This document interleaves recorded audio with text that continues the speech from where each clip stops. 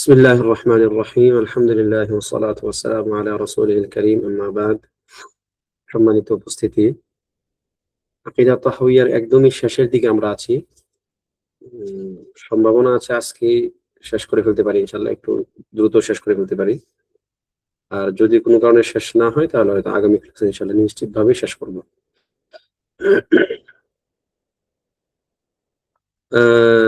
লেখক রাহিমাহুল্লাহ এখানে বলছেন, আমরা সম্ভবত গত ক্লাসে ওয়ানুমিনু বিমা জাআ মিন কারামাতিহিম ওয়া সাহহা আনিস সিকাতি মির রিওয়ায়াতিহিম এই পর্যন্ত আলোচনা করেছিলাম, তাই না? যে আমাদের যারা উলামা, আউলিয়া, সালেহীন উম্মতে মুহাম্মাদের তাদের যে কারামাত গুলো আছে, তাদের আল্লাহ তাআলার পক্ষ থেকে তাদেরকে যে যে বিষয়গুলো দিয়ে সম্মানিত করা হয়েছে, এই কারামাতে আমরা বিশ্বাস করি। আউলিয়াগণের কারামাতে আমরা বিশ্বাস করি। এক্ষেত্রে মানুষ দুই দিকে আছে। একদল একদমই কোনো কারামাত বিশ্বাস করে না, আর একদল কারামাতকে খুব বেশি বিশ্বাস করে এবং কারামাতের যে শুরুত গুলো আছে এই শুরুত গুলোকে এক প্রকার অ্যাভয়েড করে উল্টাপাল্টা নানা রকম কুসংস্কারের মধ্যে তারা চলে যায় এবং কারামাতের নামে অনেক সময় শিরিক কুফরও করে ফেলে। তো আহলুস সুন্নাহ ওয়াল জামাআর মাযহাব হচ্ছে এই ক্ষেত্রে আল ওয়াসাত। আহলুস সুন্নাহ ওয়াল জামাআহ সব সময় সকল ক্ষেত্রেই আল মাযহাব আল ওয়াসাত, তারা সবসময় কি আল মু'তাদিল, মাঝামাঝি একটা অবস্থান তাদের থাকে। মাঝামাঝি একটা অবস্থান বলতে এই না যে সে এদিকেও নেই ওদিকেও নেই, ব্যাপারটা এমন না। এটা হচ্ছে হক হচ্ছে সবসময় মাঝামাঝিতে, মিন আল গুলু ওয়াত তাকসির, যে কোনো বিষয়ে আপনি বাড়াবাড়ি করবেন অথবা ছাড়াছাড়ি করবেন, মিন বাইনাল ইফরাত ওয়াত তাফরিত, খুব বেশি কড়াকড়ি করা এবং খুব বেশি ছাড় দিয়ে দেওয়া, এর মাঝখানে হচ্ছে আহলুস সুন্নাহ ওয়াল জামাআর মাযহাব। এজন্য আল্লাহ সুবহানাহু ওয়া তাআলা বলেছেন, ওয়া কাযালিকা জাআলনাকুম উম্মাতান ওয়াসাতা লিতাকুনু শুহাদাআ আলান নাস ওয়া ইয়াকুনা রাসূলু শাহীদান আলাইকুম ইয়াকুনা রাসূলু আলাইকুম শাহীদা। তো আমরা মূলত একটা মধ্যমপন্থী উম্মাহ, ঠিক আছে? সকল বিবেচনায় আমরা মধ্যমপন্থী উম্মাহ। তো কারামাতের ক্ষেত্রে আমাদের আকীদা রাখি কারামাত হক। আল্লাহ সুবহানাহু ওয়া তাআলা তার কোন বান্দার মাধ্যমে তিনি স্বাভাবিক নিয়মের বাহিরে গিয়ে কোন ঘটনা ঘটাতে পারেন বা তিনি ঘটান, এই ব্যাপারটা আমরা বিশ্বাস করি। তবে এটি যেমনটা আপনাদেরকে বলেছিলাম যে শর্ত হচ্ছে কি, ইম্মা লি হুজ্জাতিন অথবা ইম্মা লি বায়ানি হুজ্জাতিন আও হাজাতিন, অর্থাৎ সেটা হতে হবে কোনো একটা হক সাবিত করার উদ্দেশ্যে অথবা নির্দিষ্ট কিছু মানুষের বা গোষ্ঠীর প্রয়োজন সাপেক্ষে, তাদের একটা প্রয়োজন, আল্লাহ সুবহানাহু ওয়া তাআলা সেখানে একটা কারামাত দিয়ে দিবেন, মানুষের প্রয়োজন পূরণ হবে অথবা এখানে হক সাবিত হবে। এবং এটাও বলেছিলাম যে কিভাবে বুঝবেন যে এটা শয়তানের কর্ম নাকি আল্লাহ সুবহানাহু ওয়া তাআলার সৎ বান্দার পক্ষ থেকে আল্লাহ তাআলা কর্তৃক বিশেষ সম্মান। এটি হচ্ছে ওই ব্যক্তির বাহ্যিক অবস্থা অনুযায়ী। যদি ব্যক্তির বাহ্যিক অবস্থা তাকওয়ার উপর হয়, যদি ব্যক্তির বাহ্যিক অবস্থা ঈমানের উপর হয়, তাহলে আমরা সেটা বিশ্বাস করব যে তার এগুলো মিন কারামাতি। আর যদি ব্যক্তির অবস্থা বিপরীত হয়, ব্যক্তি নিজে গণক ঠাকুর ইত্যাদি নানান রকম কুসংস্কার বা শিরক কুফরের সঙ্গে লিপ্ত থাকে, তাহলে ভাববো এটা হচ্ছে শয়তান তাকে নিয়ে খেলতেছে। ঠিক আছে? এখন প্রশ্ন আসবে, ওয়ালি আসলে কারা? মান হুয়াল ওয়ালি? এটা কি আমাদের আগে আলোচনা হয়েছিল কিনা জানি না, হয়তো আমাদের আকীদাত তাহওয়ীদে হয়তো অন্য কোথাও আলোচনা হয়ে থাকতে পারে। ওলির সংখ্যা কি আসলে? এই যে আমরা এখানে বলতেছি যে কি এর আগের শব্দটা কি? ওয়ালা নুফাদ্দিলু আহাদান মিনাল আউলিয়া। আউলিয়া কে? আউলিয়ারা মানে এরা কারা আউলিয়া? মান হুয়াল ওয়ালি? আল ওয়ালিয়্যু আল মুমিনু আত-তাকিয়্যু দুনা নাবিয়্যিন। অর্থাৎ নবী সাল্লাল্লাহু আলাইহি সাল্লামের পরে নবী না, এরকম একজন তাকওয়াবান মুমিন। সকল তাকওয়াবান মুমিনই হচ্ছে আল্লাহ তাআলার ওলি। আল্লাহু ওয়ালিয়্যুল্লাযিনা আমানু আলা ইন্না আউলিয়া আল্লাহি লা খাউফুন আলাইহিম ওয়া লা হুম ইয়াহজানুন। ঠিক আছে? তারপরে যালিকা বিআন্নাল্লাহা মাওলাল্লাযিনা আমানু ওয়া আন্নাল কাফিরিনা লা মাওলা লাহুম ইত্যাদি বিভিন্ন রকম শব্দে বোঝা যায় যে আল্লাহ সুবহানাহু ওয়া তাআলা সকল মুমিনদেরই ওয়ালি এবং মুমিনরাও আল্লাহ তাআলার ওয়ালি। আল্লাহ তাআলা হচ্ছে মুমিনদের দিক থেকে বন্ধু এবং অভিভাবক, আর আল্লাহ তাআলার দিক থেকে মুমিনরা হচ্ছেন তার খুব কাছের মানুষ, ওয়ালি, মানে তার অধীনস্থ, তার দায়িত্বে অবস্থানরত একদল মানুষ। তো সকল মুমিনরাই ওয়ালি। এখন এই ওয়ালায়াতের তারতম্য আছে, তাফাউত আছে। ব্যক্তির তাকওয়া, ব্যক্তির ইমান, ইমান তার মানে আল্লাহ তাআলার সঙ্গে তার সম্পর্কের উপর ভিত্তি করে ব্যক্তির ওয়ালায়াত আল্লাহ তাআলার সঙ্গে বেশি হবে অথবা কম হবে। তাহলে মৌলিকভাবে সকল মুমিনরাই হচ্ছে ওয়ালি। আল্লাহ সুবহানাহু ওয়া তাআলা যে কোনো মুমিনের মাধ্যমেই এই কারামাত প্রকাশ করতে পারেন, যে কোনো মুমিনের মাধ্যমে তিনি সেটা করতে পারেন। তবে বেশিরভাগ ক্ষেত্রে যেটা হয়ে থাকে তা হচ্ছে যারা বিশেষ অথবা যাদেরকে আল্লাহ তাআলা বিশেষ সম্মান দিয়েছেন দুনিয়াতে, ঠিক আছে, তাদের মাধ্যমে সেটা সাধারণত হয়ে থাকে আরকি। আচ্ছা।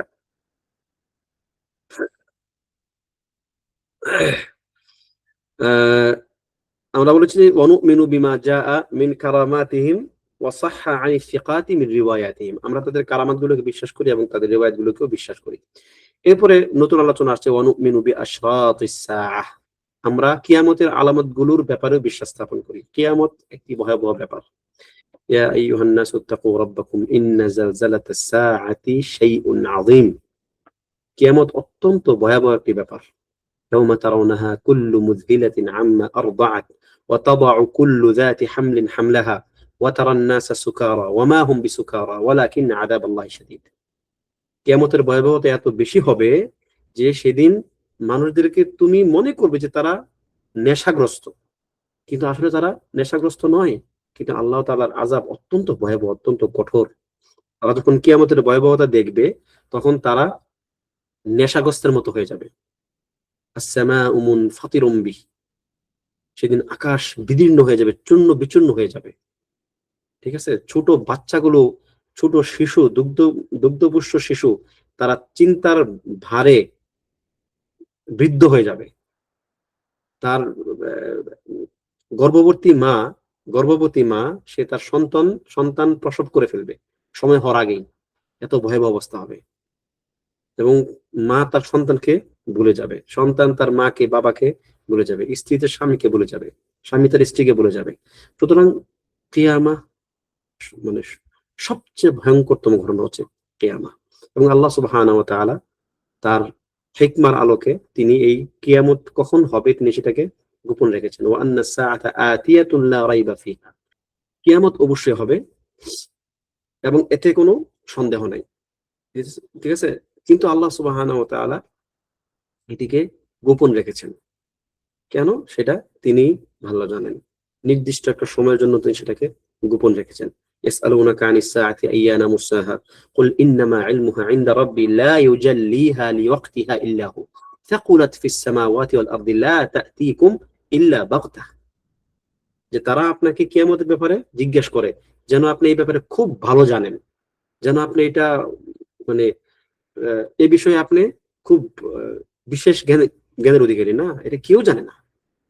বরং আপনি তাদেরকে বলুন যে ইন্নামা ইলমুহু ইনদা রাব্বি, এটি হচ্ছে আমার রবের নিকট এর জ্ঞান রয়েছে। ঠিক আছে? আমাদের কাছে এর জ্ঞান নাই। আল্লাহ সুবহানাহু ওয়া তাআলা এটাকে নির্দিষ্ট একটা সময়ের জন্য নির্ধারণ করে রেখেছেন।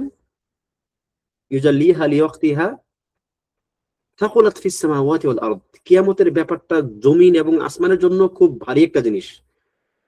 ঠিক আছে? কিন্তু সেটা আল্লাহ সুবহানাহু ওয়া তাআলা যখন ইচ্ছা তখন তিনি এর সংগঠন করাবেন।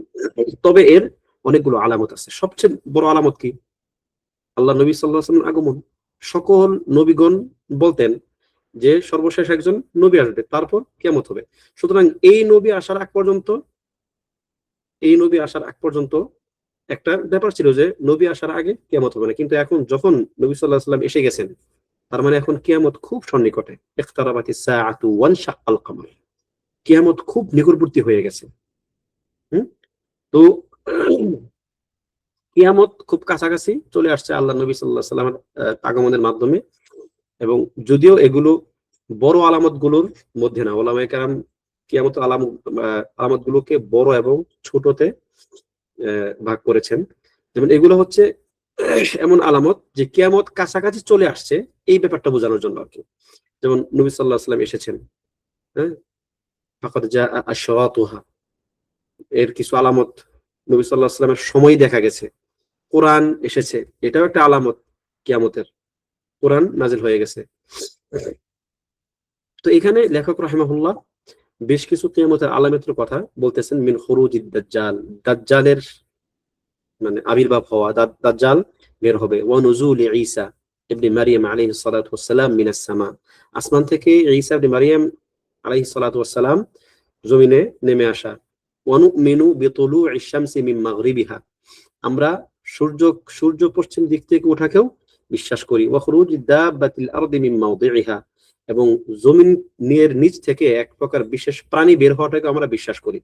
দেখুন এখানে আসলে এই ব্যাপারগুলো বলার উদ্দেশ্যটা কি? আমরা আপনাদেরকে সম্ভবত আকীদা তাহাওয়ার একদম শুরুর দিকে আলোচনা হয়েছিল এটা, যে ইসলামের সবটা ব্যাপার, ইসলামের মানে ইমানের ইমানের প্রায় সবটা ব্যাপারই হচ্ছে অদৃশ্যের জ্ঞান, এবং যে ঘটনাগুলো এখনো ঘটেনি তার জ্ঞান। এটা আপনাকে বিশ্বাস করতে হবে। এখানে স্বাভাবিকভাবে খুরুজুদ দাজ্জাল, দাজ্জালের ব্যাপারটা কিন্তু আসলে নরমাল না। এটা এটা আমাদের বিচার বুদ্ধিতে আমরা যেভাবে জীবনযাপন করি, আমাদের জীবনযাপনের ধারা কিন্তু দাজ্জালের যে কার্যক্রম আমরা জানি, আমরা জেনেছি সহিহ হাদিসগুলো থেকে, মানে এটা কিন্তু নরমাল না। কিন্তু এটা এটা মানুষের বিশ্বাস করতে হইলে তাকে ইচ্ছাকৃতভাবে তাকে বিশ্বাস করতে হবে। এটা তার কাছে স্বাভাবিক না যে একজন মানুষ সে 40 দিন দুনিয়াতে অবস্থান করবে, তার প্রথম দিন হবে 1 বছরের সমান, দ্বিতীয় দিন হবে 1 মাসের সমান, তৃতীয় দিন 1 সপ্তাহের সমান, এরপরে সকল দিনগুলো স্বাভাবিক দিনের মতো। সে পুরো দুনিয়া সে এই সময়ের মধ্যে ভ্রমণ করবে, সে খুব দ্রুত ভ্রমণ করবে, তার এক হাতে জান্নাত এক হাতে জাহান্নাম থাকবে, সে মৃতকে জীবিত করবে, সে তার ইচ্ছা মতো বৃষ্টি হবে। মানে এইগুলো কিন্তু আমাদের স্বাভাবিক জীবনে কিন্তু নর্মাল না এটা। তো এই জন্য হচ্ছে ইসলামের মূল ব্যাপারগুলি হচ্ছে কি অদৃশ্যের জ্ঞান, যে আল্লাহ নবী সাল্লাল্লাহু আলাইহি সাল্লাম আমাদেরকে সহিহ সূত্রে আমাদের পর্যন্ত তার যদি কোনো কথা পৌঁছায়, আমরা সামি'না ওয়া আমান্না, আমরা শুনবো এবং সাথে সাথে সেটাকে বিশ্বাস করব। এখানে কোনো প্রকার যুক্তি তর্ক দাঁড় করাবো না, কেন এমনটা হবে না, এমনটা হবে না, এই যুগ এরকম না, এই যদি এরকম হয় তাহলে মানে না না মানে দেখেন এই ব্যাপারগুলোতে আসলে যুক্তি তর্ক দিয়ে আপনি কোনো কিছুকে সাবেত করতে পারবেন না, কেননা এগুলো আপনার যুক্তির ঊর্ধ্বে। আপনি এটাকে যুক্তি দিয়ে কেমনে প্রমাণ করবেন যে তার এক হাতে জান্নাত এক হাতে জাহান্নাম? আপনি এটাকে যুক্তি দিয়ে কেমনে প্রমাণ করবেন যে একজন ব্যক্তিকে সে সে মারা গেছে, ওই ব্যক্তিকে সে জীবিত করবে? এটা আপনার আকলের মধ্যে ধরবে না সেটা।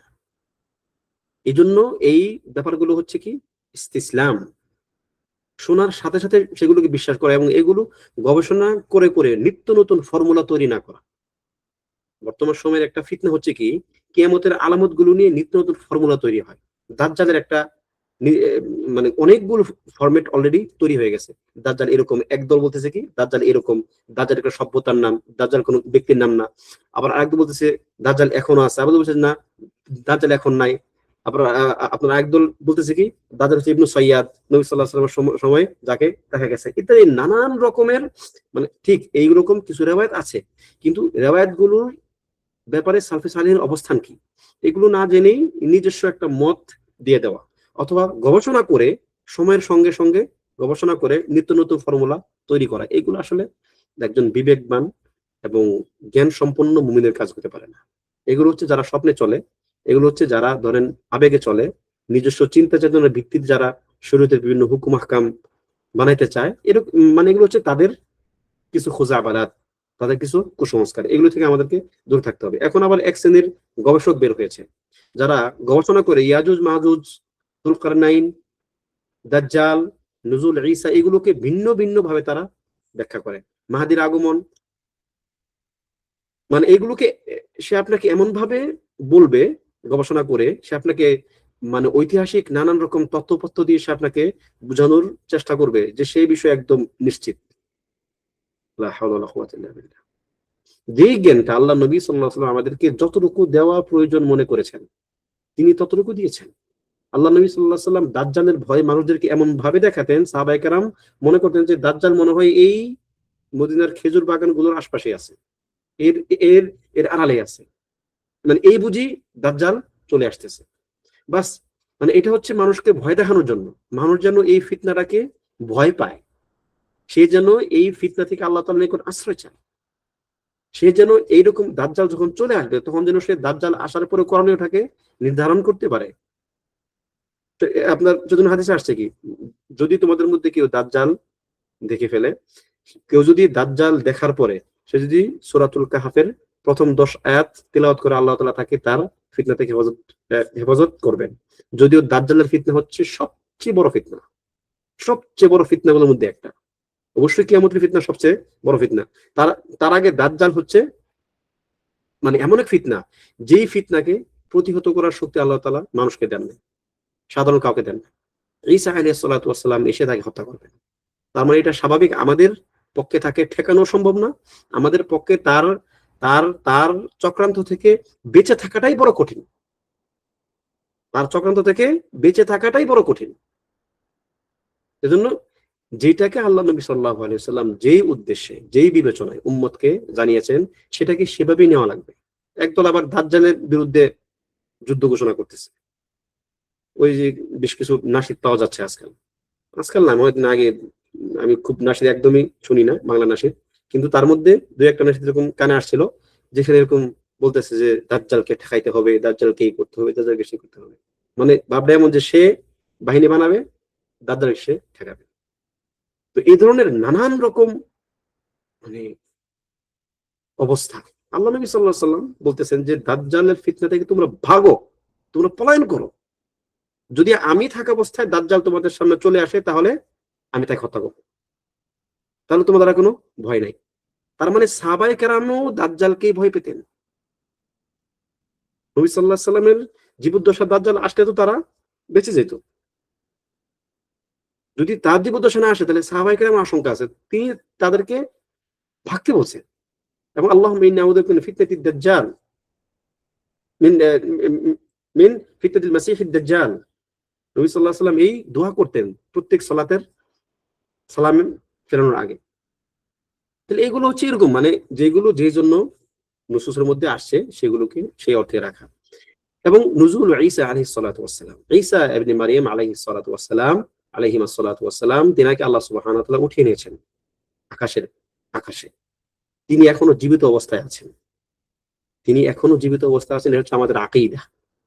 যদিও খ্রিস্টানরা মনে করে যে তাকে হত্যা করা হয়েছে, আর ইহুদিরা মনে করে যে তাকে তারা হত্যা করেছে। ইহুদিরা হত্যা করেছে, আর খ্রিস্টানরা মনে করে তিনি নিহত হয়ে গেছে। কিন্তু আল্লাহ সুবহানাহু ওয়া তাআলা কি বললেন যে ওয়ালাকিন শুববিহা লাহুম, কিন্তু তাকে তাদের মধ্যে সংশয় তৈরি করে দেওয়া হয়েছে। আসলে তাকে তারা হত্যা করেনি। ওয়া মা কাতালুহু ইয়াকিনা বাল রাফাআহু আল্লাহু ইলাইহি ওয়া কানা আল্লাহু আজিজান হাকীমা। আল্লাহ তাআলা তাকে তার নিকট উঠিয়ে নিয়েছেন। ঈসাকে আল্লাহ তাআলা তার নিকট উঠিয়ে নিয়েছেন। وإذ قال الله يا عيسى إني متوفيك ورافعك إلي ومطهرك من الذين كفروا।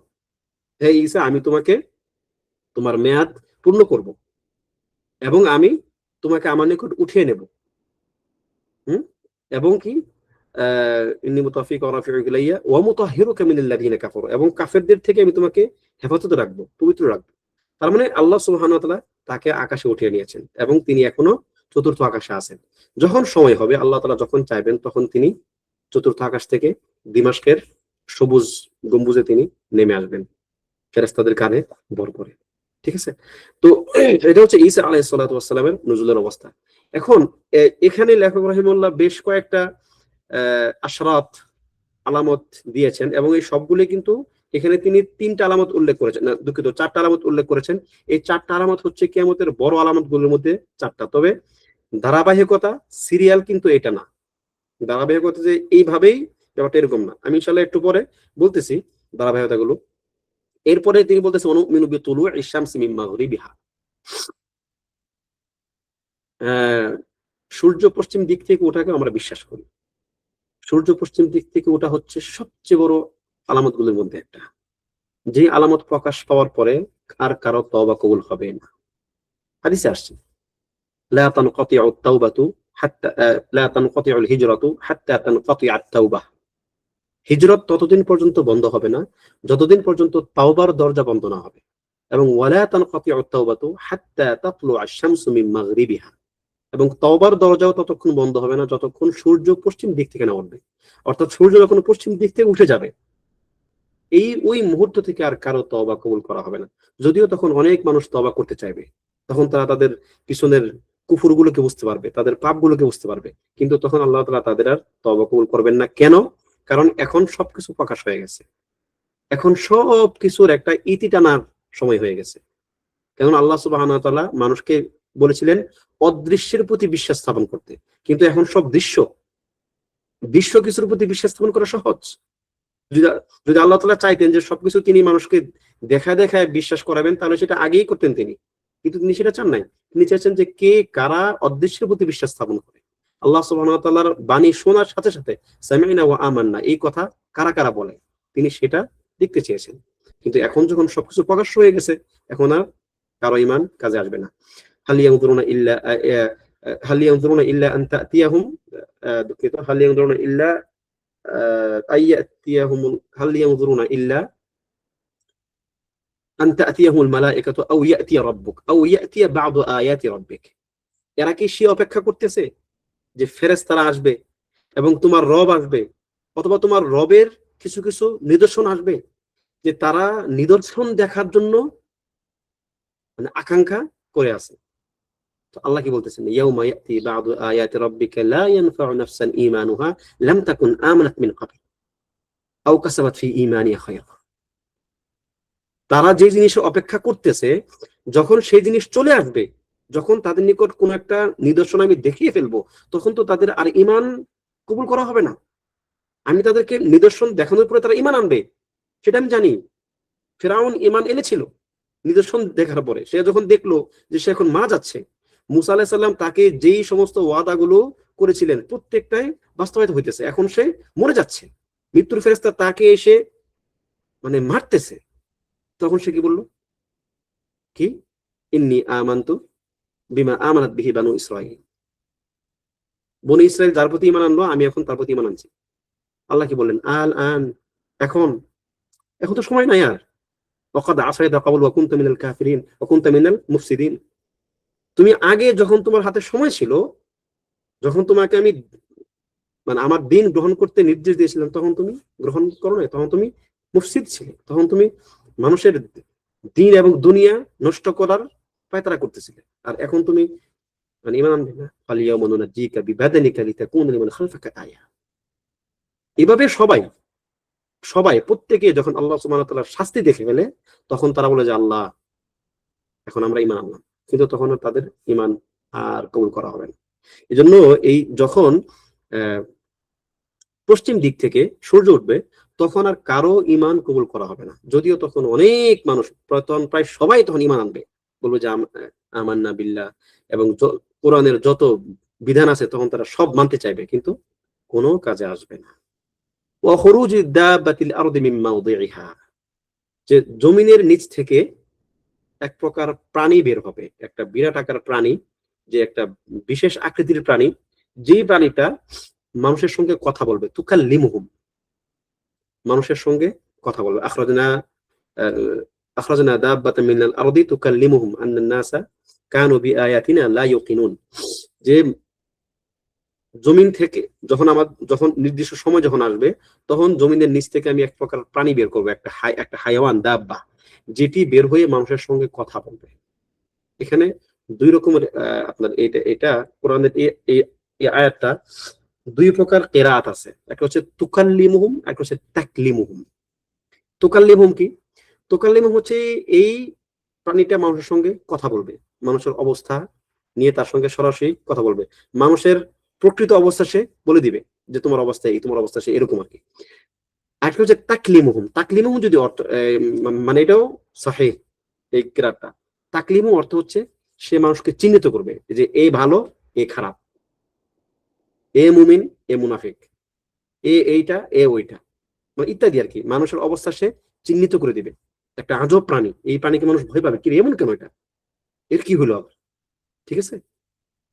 তো এইটা হচ্ছে আহ একটা আলামত। এখানে লেখক রাহিমাহুল্লাহ 4টা আলামত উল্লেখ করেছেন। আমরা যেমনটা জানি কিয়ামতের বড় আলামত 10টা, ছোট আলামত অনেকগুলো আছে, ছোট আলামতের মধ্যে অনেকগুলো আপনারা এগুলো মানে হাদিসে অনেকগুলো পাবেন যে, আর বড় আলামত হচ্ছে 10টা। তার মধ্যে সবার আগে ঘটবে খুরুজুদ দাজ্জাল, সর্বপ্রথম খুরুজুদ দাজ্জাল ঘটবে।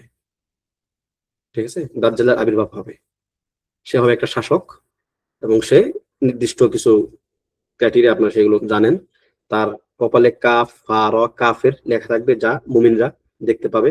তার বিরাট শক্তি ক্ষমতা আল্লাহ তাআলা তাকে দিয়ে দিবেন।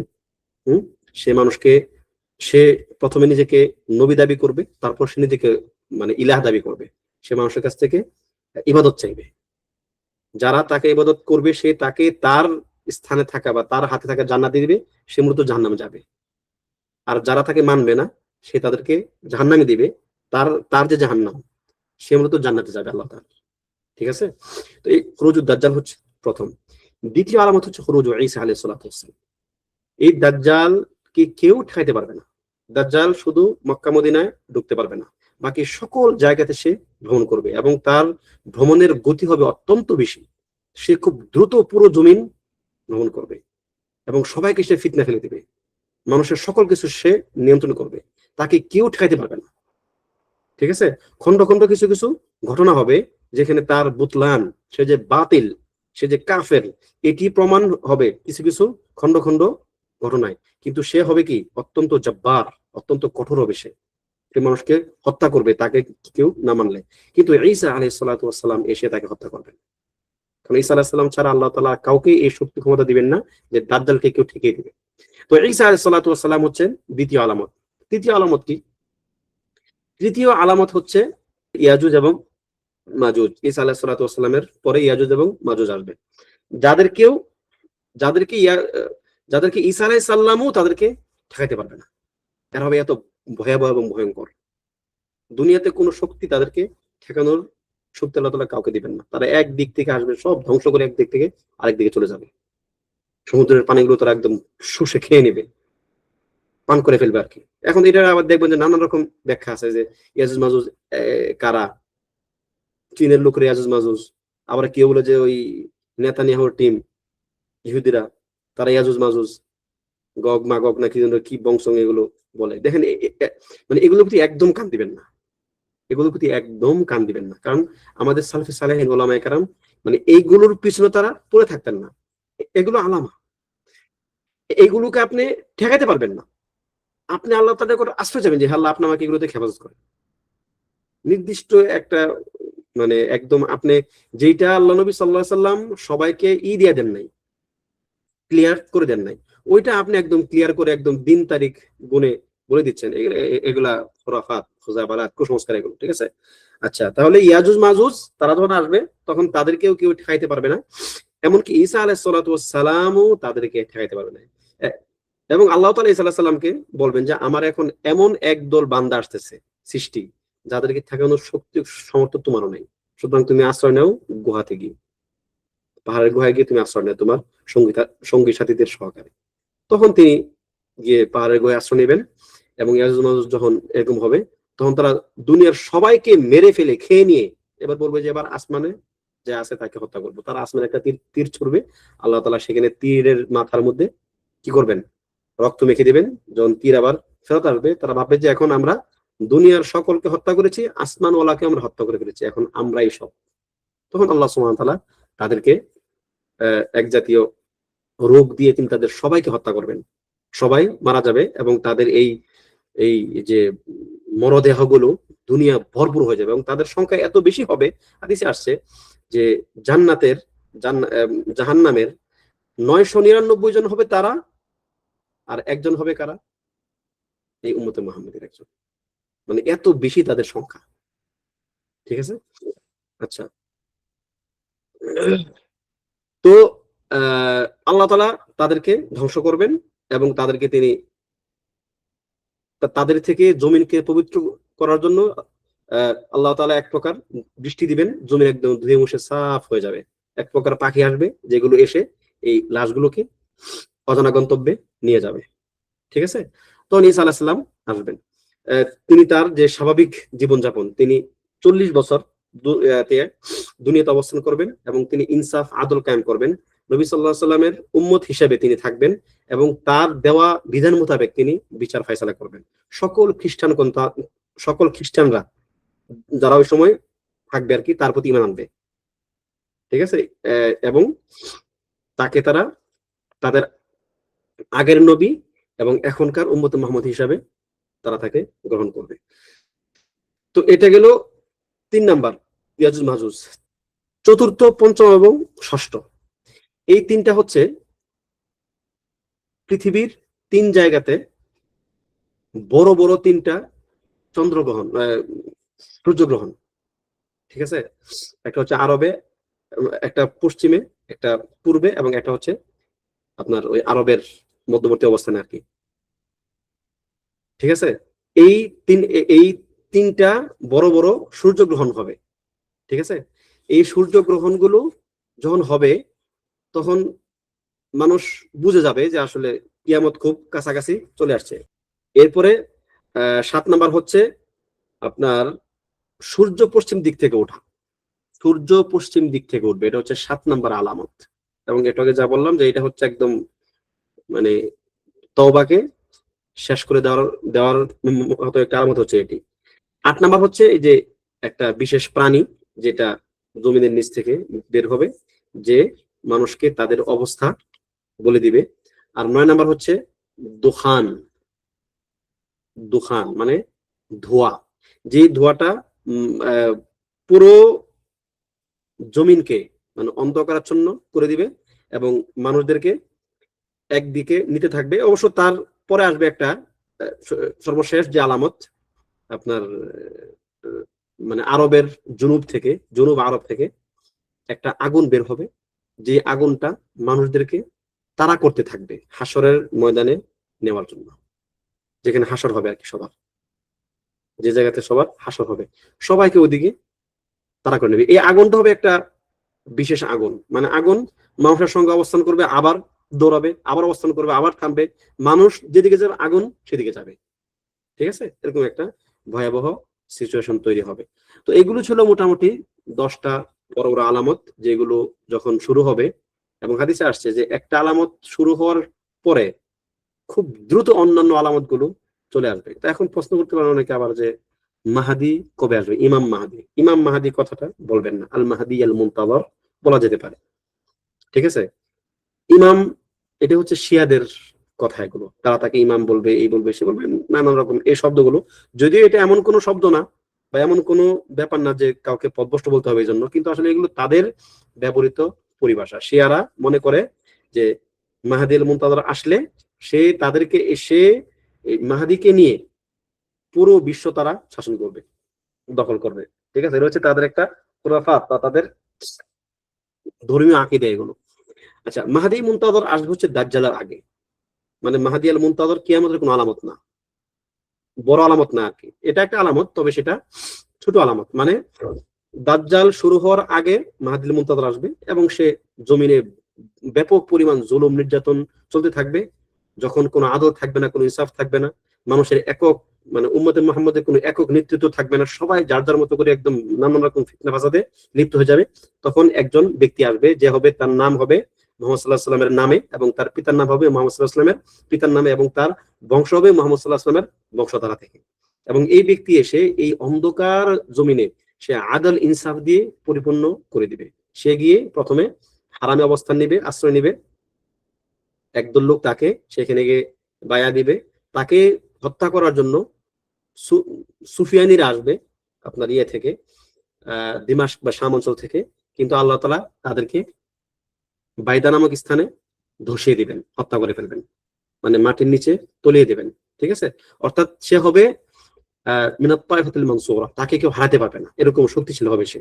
এবং তার এই বাহিনী কিছু কিছু রিওয়ায়াতে এরকম পাওয়া যায় যে হিন্দ ভারতবর্ষের শাসকদেরকেও সে গলায় টেনে শিকল পরিয়ে সে তার নিকট নিয়ে যাওয়া হবে, এরকম সে তার, অর্থাৎ এর উদ্দেশ্য কি বলাটা, যে তার শাসনটা এত বিস্তৃত হবে আর কি, আস্তে আস্তে সম্ভবত 7 বছর বা এরকম বা তার কিছু কম বেশি সে শাসন করবে দুনিয়াতে, এবং সেখানে ব্যাপক পরিমাণে ইনসাফ থাকবে। এবং হাদিসে আসছে যদি তোমরা তাকে পাও, তোমরা তার সঙ্গে গিয়ে মিলিত হও, ওয়ালাউ হাবওয়ান আলা সালজ, যদিও সেটা বরফের উপর হামাগুড়ি দিয়ে হলেও।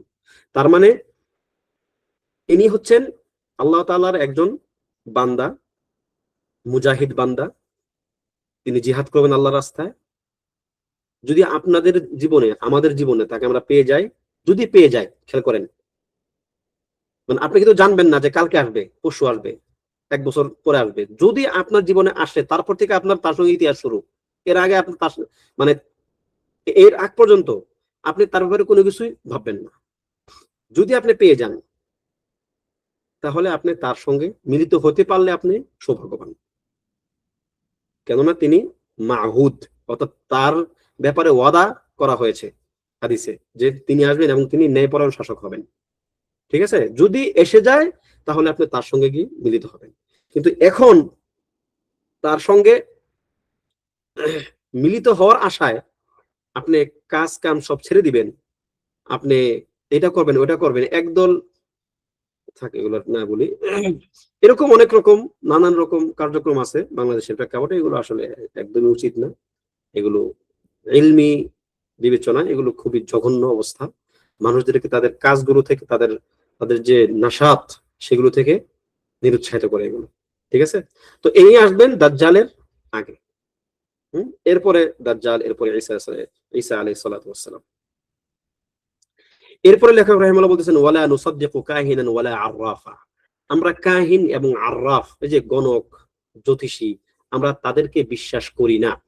ওয়ালা মান ইয়াদঈ শাইআন ইউখালিফুল কিতাবা ওয়া সুন্নাতা ওয়া ইজমা আল উম্মাহ, এবং যারা কোরআন সুন্নাহর মুখালিফ কোনো কিছু দাবি করে এবং উম্মতের ইজমা বা সুন্নাতের যে মুখালিফ অবস্থান নেয়, আমরা তাদেরকেও মানি না।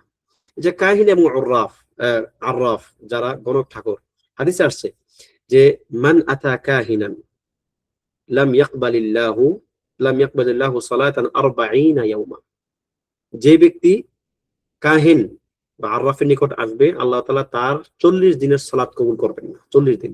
আবার অন্য এক হাদিসে আসছে মান আতা আররাফান ফাসাদ্দাকাহু বিমা ইয়াকুল ফাকাদ কাফারা বিমা উনজিলা আলা মুহাম্মদ, যে ব্যক্তি আররাফের নিকট আসবে এবং সে যা বলে সেগুলো বিশ্বাস করবে, সে মুহাম্মাদের উপর নাজিলকৃত বিধানের প্রতি অবিশ্বাস করলো, সে কাফের হয়ে গেল।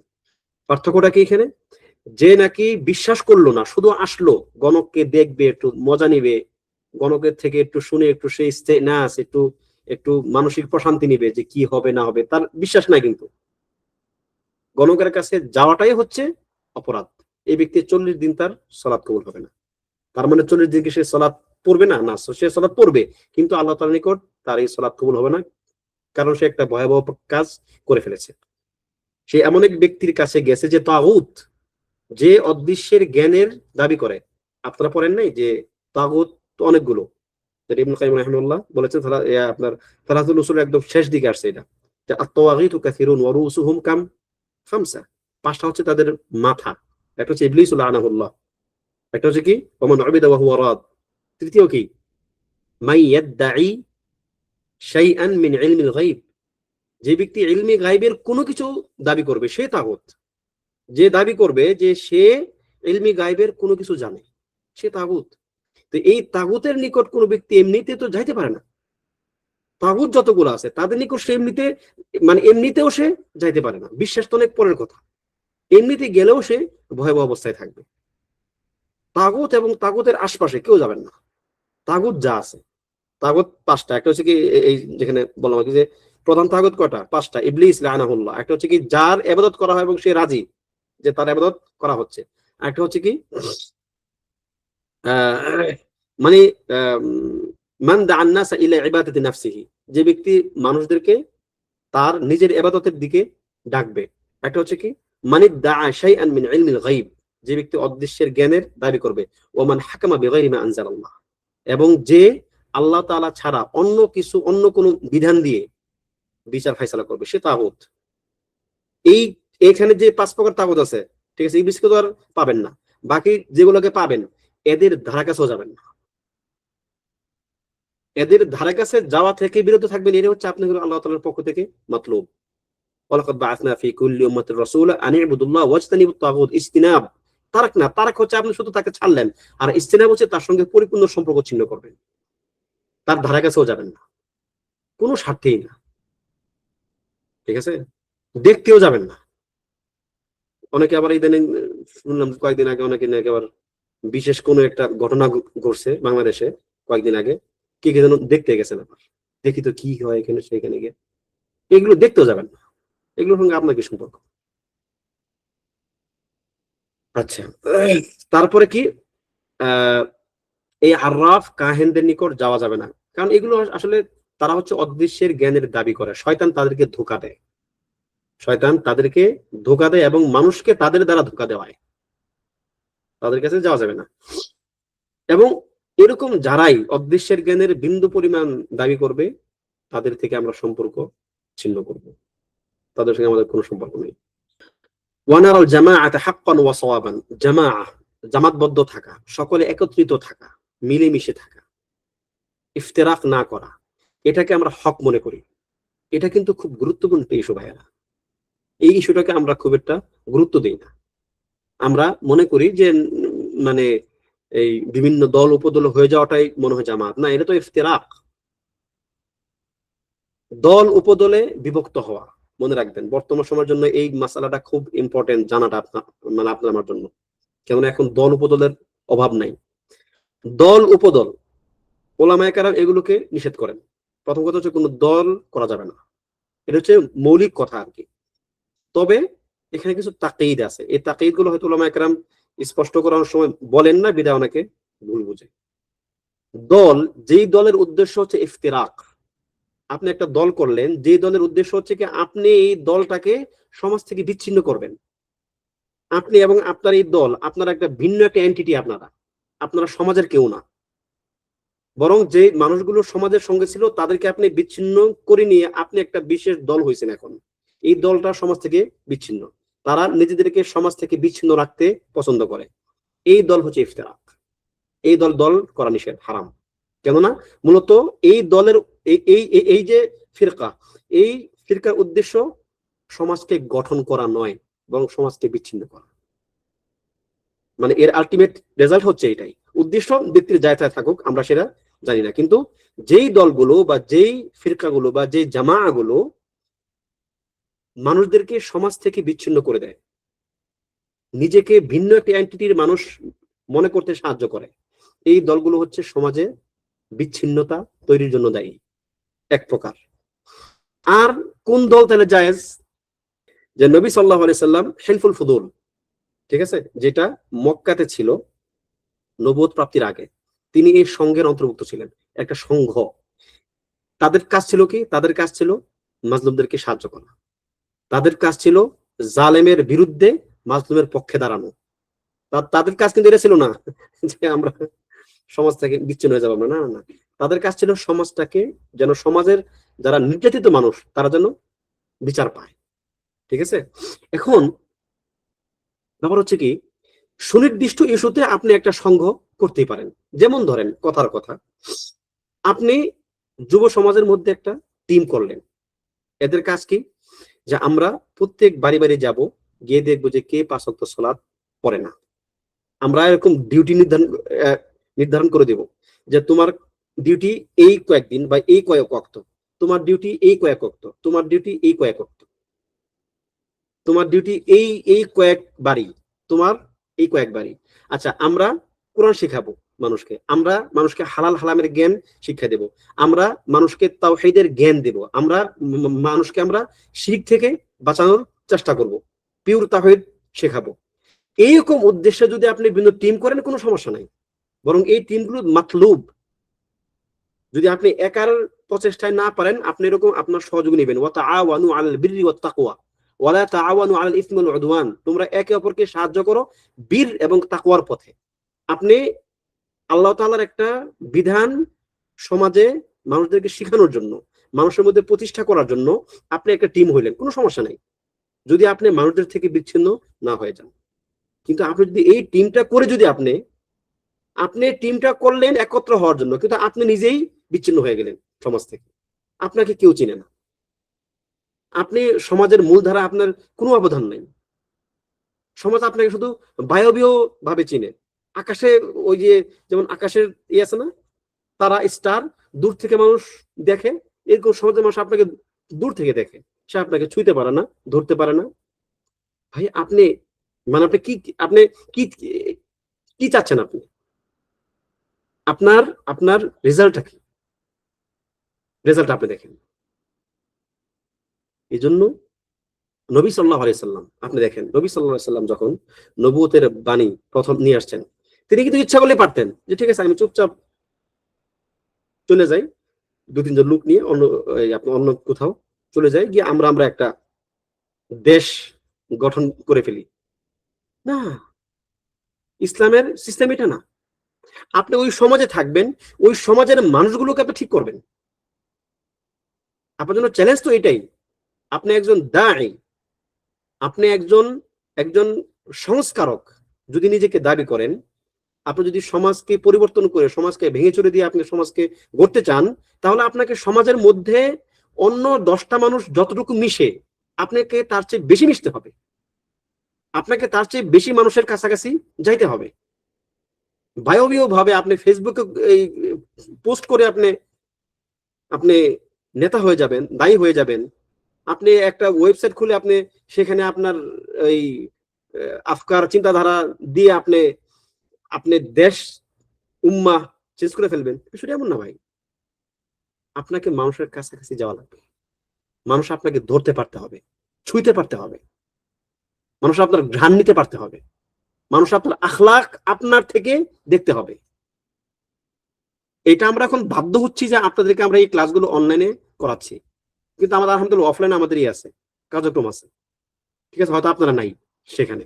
এখন কথা হচ্ছে কি, যে আপনি আমাকে এখন দেখতেছেন 1 ঘন্টার জন্য স্ক্রিনে, আপনি আমাকে খুব ভালো দেখতেছেন, একটা সুন্দর সেমাক পরছি, চশমা লাগাইছি, সাদা একটা জুব্বা পরছি, ঠিক আছে, পিছনে অনেকগুলো কিতাব আছে।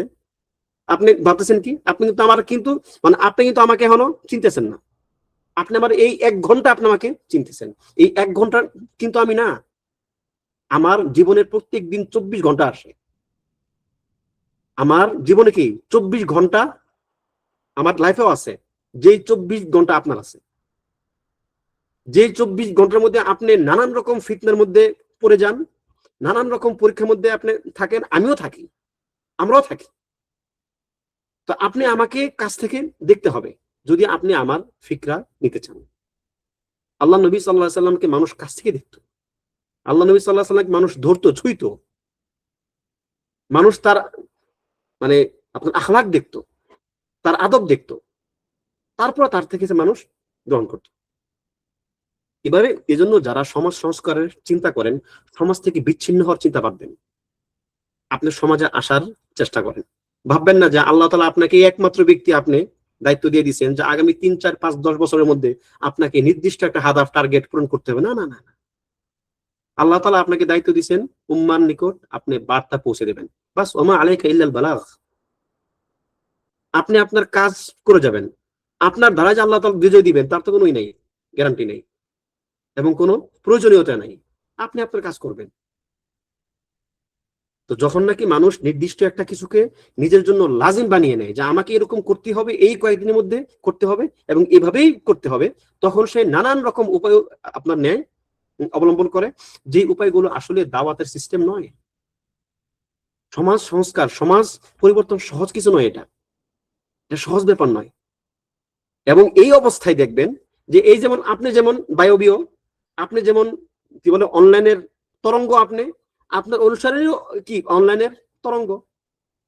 আপনি যেমন আপনাকে যেমন ধরা যায় না, ছোঁয়া যায় না, আপনার যারা অনুসারী তাদেরকেও ধরা যাবে না, ছোঁয়া যাবে না। আপনি দেখতেছেন আপনার ফেসবুক ফলোয়ার কয়েক কোটি, আপনি দেখতেছেন যে আপনার একটা পোস্ট দেওয়ার সাথে সাথে লক্ষ লক্ষ মানুষ রেক দিচ্ছে, লক্ষ লক্ষ মানুষ আপনাকে হই হুল্লোড় করতেছে আপনাকে নিয়ে যে ভাই কাজটা করলো কে এটা। লক্ষ লক্ষ সৈন্য দলে কাতার কাতার গুনিয়া বাছিয়ে দিকে 40,000 নাই, কেউ থাকবে না আপনার পাশে, কারণ তারা ভিতর থেকে পরিবর্তন হইয়া আপনার আদর্শে, মানে আপনাকে দেখে, আপনার আদব আখলাক দেখে সে আপনার কাছে আসে নাই, সে আপনার 1 ঘন্টা দেখছে, সে আপনার 1 ঘন্টা দেখে আসছে। দেখবেন যে এই মানুষগুলোর শউর হবে কি ভাষা ভাষা, এদের ভিতরে এই চিন্তাটা গ্রথিত থাকবে না, শক্ত থাকবে না। ইযা জাআ নাসরুল্লাহি ওয়াল ফাতহ, এমনকি সাহাবীদের ক্ষেত্রেও এটা প্রযোজ্য। আল্লাহ নবী সাল্লাল্লাহু আলাইহি ওয়াসাল্লামের সময়ে যারা ঈমান আনছে বিজয় আসার পরে, ইযা জাআ নাসরুল্লাহি ওয়াল ফাতহ, যখন আল্লাহর বিজয় আসবে, সাহায্য আসবে, ওয়া রাআইতান নাসা ইয়াদখুলুনা ফি দীনিল্লাহি আফওয়াজা, তখন দেখবে যে মানুষ সমানে ইসলামের দিকে আসতেছে। মুফাসসিরগণ বলেন যে একটা সময় আসবে ইয়াখরুজুনা মিন দীনিল্লাহি আফওয়াজা, আবার এরাই এক সময় দলে দলে ইসলাম থেকে বের হয়ে যাবে। কারণ কি, তাদের ভিতরে ইসলামটা ওইভাবে ঢুকেই নাই। তারা একদম তারবিয়াত সহকারে ধীরে ধীরে দিন শিখে শিখে তারা ইসলাম বুঝে নাই। তারা আবেগে পড়ে, ওই যে দেখছে বিজয়, দেখছি এরকম সুন্দর সুন্দর কথা, দেখছি এরকম একদম সুন্দর ব্যক্তিত্ব, যার কথা খুব সুন্দর, যার সাউন্ড শুনতে খুব ভালো, দেখতে সুন্দর, গুরুর। এগুলাতে একজন দায়ী কখনোই যেন বিভ্রান্ত না হয় যে আমার এই ফলোয়ার আছে, আমার আমার দল, আমার মত। এগুলো আপনাকে কোনোই কাজে দেবে না। আপনি আপনার সমাজে থেকে যে 3টা মানুষ তৈরি করতে পারলেন, এই 3টা মানুষকে যে আপনি দিন শিখাইতে পারলেন, আপনি বিশ্বাস করেন এই 3টা মানুষ আপনি যখন মারা যাচ্ছেন, মারা যাওয়ার মুহূর্তে এই 3টা মানুষ আপনার সঙ্গে থাকবে। শাপলা চত্বর তার সবচেয়ে বড় প্রমাণ। শাপলা চত্বর তার সবচেয়ে বড় প্রমাণ। শাপলা চত্বরকে আপনারা হয়তো অনেকে পজিটিভলি নেন, আমিও নিতে চাই, এজ এ মুসলিম আমি এটাকে পজিটিভলি নিতে চাই, কিন্তু পারি না ভাই। আমার বিবেক আমাকে এটা পজিটিভলি নিতে দেয় না। কেন জানেন? কারণ এই মানুষগুলোকে যারা নিয়ন্ত্রণ করত, নেতৃত্ব দিত, এই মানুষগুলো সঠিকভাবে পরিচালনা করে এখানে নিয়ে আসেনি। হুজুকে নিয়ে আসছে, আবার হুজুকে আবার সবাই চলে গেছে, ফাঁকে দিয়ে কি হাজার হাজার মানুষ মারা গেছে। এইগুলোকে সহজভাবে নিলে হবে না। আপনাকে হুজুকে চললে হবে না। আপনাকে মানে বাতাসের উপর দিয়ে আপনি একটা ডাক দিয়ে লক্ষ লক্ষ মানুষ আপনি আসা পড়তেছে না, সিস্টেম এটা না। কয়জন মানুষ আপনাকে চিনে ব্যক্তিগতভাবে? আপনি এই যে আপনি আহমদ, আপনি সাফায়াত, আপনি অমুক, আপনি তমুক, আপনি আবু আহমদ, আপনাকে কয়জন মানুষ চিনে? আপনার কাছ থেকে কয়জন মানুষ আদব শিখছে? আপনার কাছ থেকে কয়জন মানুষ এলিম শিখছে? সেটা দেখেন, এরা আপনার লোক। আর কেউ আপনার লোক না, একজন আপনার লোক না। আপনি লিখে রাখেন আজকে, এরা কেউ আপনার সঙ্গে থাকবে না। এরা আপনার পোস্ট শেয়ার দিবে, এরা আপনাকে স্টার বানায় দিবে, কিন্তু আপনি যখন স্টার হয়ে যাবেন তখন এরা আপনাকে অনেক দূর থাকবে। কোন লাভ নাই, ফায়দা নাই। এটা একটা স্টেপ, এটা এটা এক প্রকার কাজ। কিন্তু এইটাকে বেস করে আপনি আপনি একটা কিছু করে ফেলতেছেন, আপনি একটা দল করে আপনি একটা ইসলাম কায়েম করে ফেলছেন, ব্যাপারটা এমন না। যাই হোক, আল্লাহ মুস্তাআন। তাহলে এখানে আমরা যেটা বিশ্বাস করি, আমাদের আকীদার অংশ কি, যে আমরা জামাত, মুজতামা, মুসলিম মুজতামা একত্র থাকবে যদি তাদের কোনো নির্দিষ্ট বৈধ শাসক থাকে। এই শাসকের অধীনে তারা একত্র থাকবে। যদি শাসক না থাকে, অ্যাটলিস্ট তারা সামাজিক ভাবে তারা একত্র থাকবে, যেন তারা ইয়াকাউই বা'দুহুম বা'দা, যেন একজন আরেকজনকে শক্তিশালী করতে পারে, যেন একজন আরেকজনের দ্বারা যেন সে শক্তি পায়, ফুয়েল পায়। মানুষ একা বোকা, মানুষ একা অসহায়। এই জন্য যত বেশি সম্ভব মানুষের সামাজিক যে একত্রিতকরণ, এই ব্যাপারটাতে আমাদের গুরুত্ব দেওয়া দরকার। ওয়াল ফুরকাতা যায়গান ওয়া আযাবা, এবং এই যে বিচ্ছিন্নতা, অমুকে একদল করছে, তমুকে একদল, সে একা একদল, আবার ওর ঘরের মধ্যে 3জন সদস্য, 3জন 3 দলের। এই যেরকম যে ফুরকা, বিভিন্ন ভাগে বিভক্ত হয়ে যাওয়া, এটা হচ্ছে যায়গ, এটা হচ্ছে বক্রতা, এবং এটা হচ্ছে দলাল, আযাব। এটাকে আযাব উম্মতের জন্য, যে উম্মতের সন্তানরা আজকে তার ভাইকে সে তার দলের লোক ভাবতে পারতেছে না। আপনি একটা দল করেন, আপনি আপনার মাকে, আপনার বাবাকে আপনি সেই দলের লোক মনে করতে পারতেছেন না কেন? আপনার মা মুসলিমা, আপনার বাপ মুসলিম, আপনার ভাই মুসলিম, কিন্তু সে আপনার দলের লোক না। কেন জানেন? আপনি আপনার দলের জন্য নির্দিষ্ট একটা ক্যাটাগরি নির্ধারণ করে রাখছেন। এই ক্যাটাগরিতে যারা থাকবে তারা দল। ভাই আপনি তো একটা মানে আপনি একটা বাণিজ্যিক প্রতিষ্ঠান, প্রতিষ্ঠানগুলো তাদের নির্দিষ্ট পলিসি থাকে। এই পলিসিতে যারা থাকবে তারা হচ্ছে আমার টিমের লোক। এই পলিসিতে যে নাই, সে আমার টিমের লোক না। এটা কি আসলে? বাণিজ্যিক একটা একটা একটা এটা প্রতিষ্ঠান। এটা ইসলামটা হবে কি এরকম, সবাই এখানে মানুষ একটু মানে পাপী থাকবে, একটু গাফেল থাকবে, কেউ একটু ভালো হবে, কেউ তাহাজ্জুদ গুজার হবে, কেউ ফরজ সিয়াম ঠিক মতো পালন করতে মানে আলসেমি করবে। ভাই এই সকল মানুষগুলো নিয়েই তো আপনার মুজতামা, আপনার সমাজ, আপনার ইসলাম, আপনার দিন। এদেরকে নিয়ে নবী সাল্লাল্লাহু আলাইহি সাল্লাম গর্ব করবেন। আপনি এদেরকে ঠিক করেন, আপনি নির্দিষ্ট একটা ক্যাটাগরিতে আপনি আপনার দলের লোক, আপনি এভাবে হবে না আসলে। ঠিক আছে, আজকে এ পর্যন্তই থাকলো ইনশাল্লাহ। আগামীকাল মানে আগামী ক্লাসে পরবর্তী আর 1-1.5 পৃষ্ঠা আছে, আশা করি শেষ হয়ে যাবে বিইذنিল্লাহি তাআলা। ওয়া সাল্লাল্লাহু ওয়া সাল্লাম আলা নাবিয়িনা মুহাম্মাদিন ওয়া আলা আলিহি ওয়া সাহবিহি আজমাইন।